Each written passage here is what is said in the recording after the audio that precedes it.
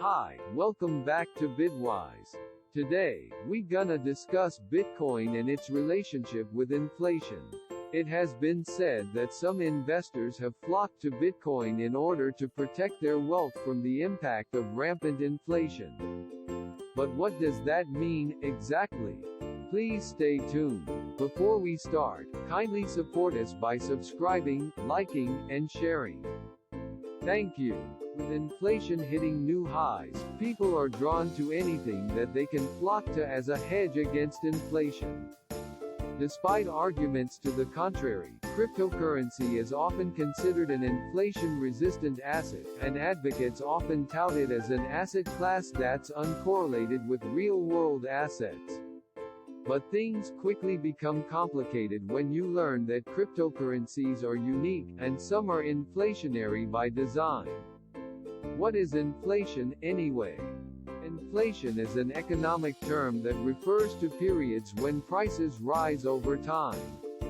Often, that's because a currency devalues when one unit of the same currency buys you less stuff than it used to. If you watch a documentary from the 70s and see someone selling a cuppa for 25 cents, while that same joint charges you $2 today, that's inflation in action.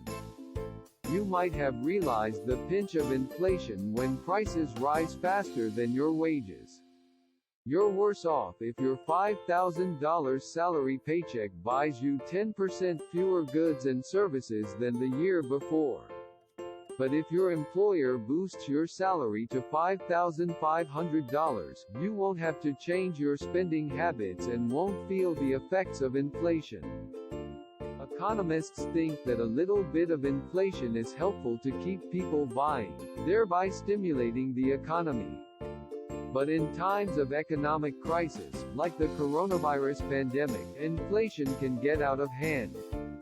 Economists disagree about the causes of the current bout of inflation, the worst in decades, which measures about 8.5% in the U.S. Some people point their fingers at the Federal Reserve for printing too much money, which in turn was used to stimulate the economy and handle the pandemic.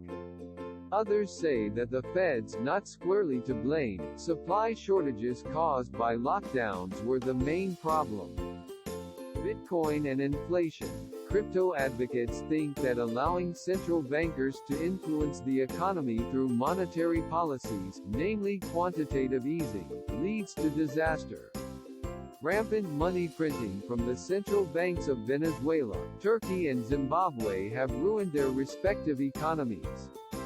Crypto advocates often say that cryptocurrencies like Bitcoin are resistant to the incompetence of central bankers and governments because they are decentralized, and cannot be shut down.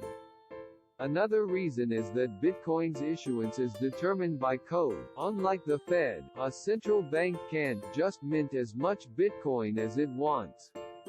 While more Bitcoin enters circulation over time, the rate at which new Bitcoin is issued to miners is determined by the Bitcoin protocol.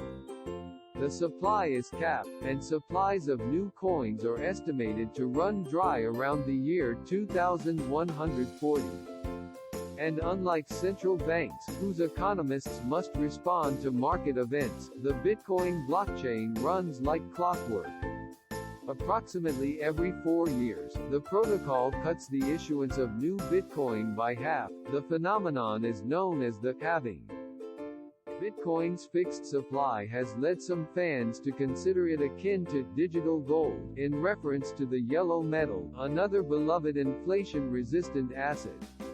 So-called stores of value assets stand the test of time because they are uncorrelated with other assets and are resistant to entities that interfere with the market. But are cryptocurrencies like Bitcoin really a hedge against inflation? The argument against Bitcoin being an inflation-resistant asset while the US dollar has fallen, Bitcoin has far outpaced its value, rewarding early investors. But the cryptocurrency is highly volatile. Talk to recent investors who lost money when Bitcoin cratered, and they might tell you that their investment has not outpaced inflation in the short term.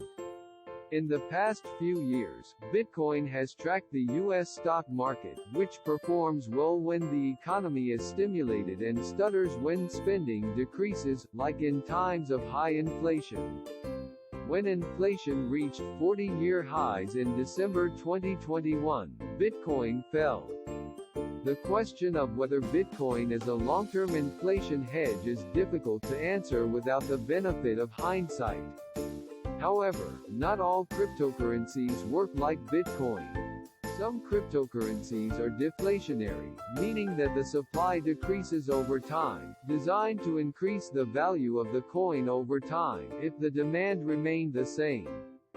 Other cryptocurrencies have dynamic supplies, and some tokens, like non-fungible tokens (NFTs), are one of a kind, like a piece of fine art. Their value is dependent on their uniqueness. So, what do you think?